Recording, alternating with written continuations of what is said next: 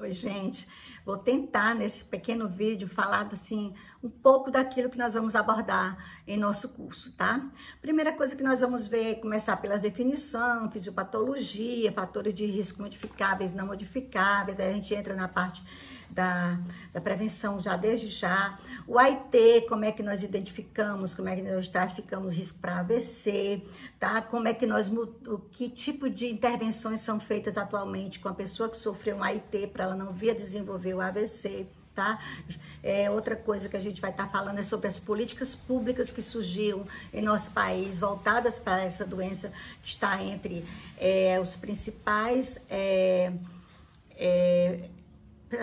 doenças que levam à mortalidade e incapacidades, tá certo, gente? Então, assim, está entre as linhas do cuidado prioritárias do Ministério da Saúde. Nós vamos estar falando também sobre AVC ou AVE, o que é mesmo, qual é o certo, é AVC ou AVE? Aqui a gente define bem com vocês, explica assim fisiologicamente o porquê dos termos, tá bom? A gente vai estar também falando o que mudou no AVC agudo, o AVC isquêmico, né? Tudo que nós vamos falar praticamente é voltado para o AVC isquêmico. Então, o que foi que mudou? Né? Claro que eu começo a falar dessas mudanças, tá, gente? E aí a gente vai ver como funciona a penumbra isquêmica, nós vamos ver o que acontece com o fluxo sanguíneo, o que vai acontecer se a gente baixar a pressão de perfusão cerebral, como funciona a questão da circulação colateral. A gente vai estar entendendo melhor a penumbra isquêmica, que é aquele tecido que a gente vai estar trabalhando para salvá-lo, tá bom, gente? Nós vamos estar nesse mesmo momento falando um pouquinho da historinha, de uma historinha da janela terapêutica, tá? Vamos falar sobre os estudos que vem mostrando os benefícios para os diversos tratamentos, desde as trombólises e as trombectomia, tá bom? Então, a gente vai estar conversando sobre essas possibilidades. Aí, nós vamos mais na frente estar falando da triagem, né? Quando eu suspeito, se eu suspeito, como eu identifico, como é que eu realmente sei que é um AVC e como é que a gente chama? Que cuidados clínicos a gente vai estar realizando com esses pacientes. Então, eu já apresento para vocês também um modelo de protocolo aqui do Ceará, tá bom? Vamos também, em outro módulo, estar falando da triagem nos serviços não referenciados, desde o MUV, a história sampla, tudo aquilo que a linha do cuidado do Ministério da Saúde orienta, e o que vamos fazer com esses pacientes se eles estiverem num hospital que não é referenciado. Vamos estar falando das escalas de avaliação neurológicas usadas na questão do AVC. Todas elas a gente vai estar conversando sobre o CICINAT, a LAPS, o FAST-AD. Vamos estar falando do Glasgow, que mudou na escala Glasgow, e o NIH. Vamos estar ensinando para vocês como aplicar cada uma dessas escalas. Vamos estar conversando sobre outros tipos de AVC que a gente não costuma abordar numa avaliação pequena, no momento de aulas, assim, onde a gente vai estar mais rápido com vocês, né?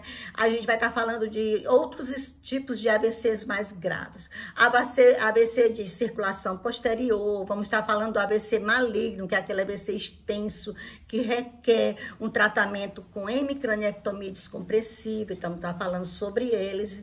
Nós vamos estar falando dos stroke mímicos e dos camaleões do AVC, que são aquelas situações que mimetizam o AVC, ou mesmo parecem muito com o AVC, ou às vezes é o AVC e não parece. Então, assim, a gente vai estar conversando exatamente sobre isso com vocês. Vamos tentar falar um pouco sobre a trombólise, todo o cuidado antes, durante, após, os riscos dessa trombólise, se a gente não souber monitorar bem esse paciente, o risco de transformação hemorrágica. Vamos falar um pouco com vocês sobre o novo tratamento, que é a trombectomia, e alguns cuidados com ela. Vamos falar para vocês da possibilidade daqueles pacientes que perderam a janela terapêutica, mas é possível ainda salvar aquela zona de penumbra com cuidados de neuroproteção, tá? Que são esses pacientes, que a maioria dos pacientes que ficam nos serviços não referenciados, o que a gente pode fazer por eles, tá bom? E vamos falar de prevenção, desde a prevenção primária, a prevenção secundária, as reflexões que a gente precisa fazer para começar a fazer algo mais que eu chamo mais concreto com relação a essa prevenção, porque nós sabemos, através de um estudo em Stroke de 2018, que 92% dos casos de AVC poderiam ser evitados. E aí, gente, apenas 8% deles são inevitáveis, então vamos ter que ter mais cuidado, tá? Então, vamos falar com vocês sobre prevenção secundária, que também é algo que não está sendo ainda muito divulgado. Vamos falar de AVC hemorrágico, o que é que a gente faz, como é que a gente faz diferença entre um e outro, e quais são as intervenções que são realizadas. Vamos ter falas da fisioterapia, posicionamento desses pacientes, qual é o tipo de fisioterapia aplicado na parte do AVC agudo, a disfagia, o que a fono orienta, a comunicação prejudicada, o que a fono orienta sobre essa comunicação que é prejudicada muitas vezes, a nutrição desse paciente pós-AVC, que cuidados a enfermagem vai ter para que esse paciente não venha a desenvolver a desnutrição, e quais são os componentes constituintes da linha do cuidado e as ações de cada um, desde atenção básica, SAMU, UPAs 24 horas, nós vamos para aqueles serviços não referenciados, atenção especializadas, unidade de AVC tipo 1, 2 e 3, tá? E assim, que cuidados, que intervenções, que ações são voltadas para cada uma dessas áreas de atuação, níveis de atuação, tá?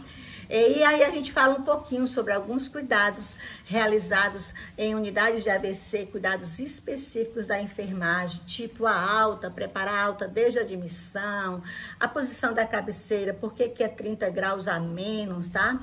Por que a questão da aspiração traqueal, que é muito importante naqueles pacientes mais rebaixados, a dose terapêutica, como eu alcanço a dose terapêutica dos fármacos, né?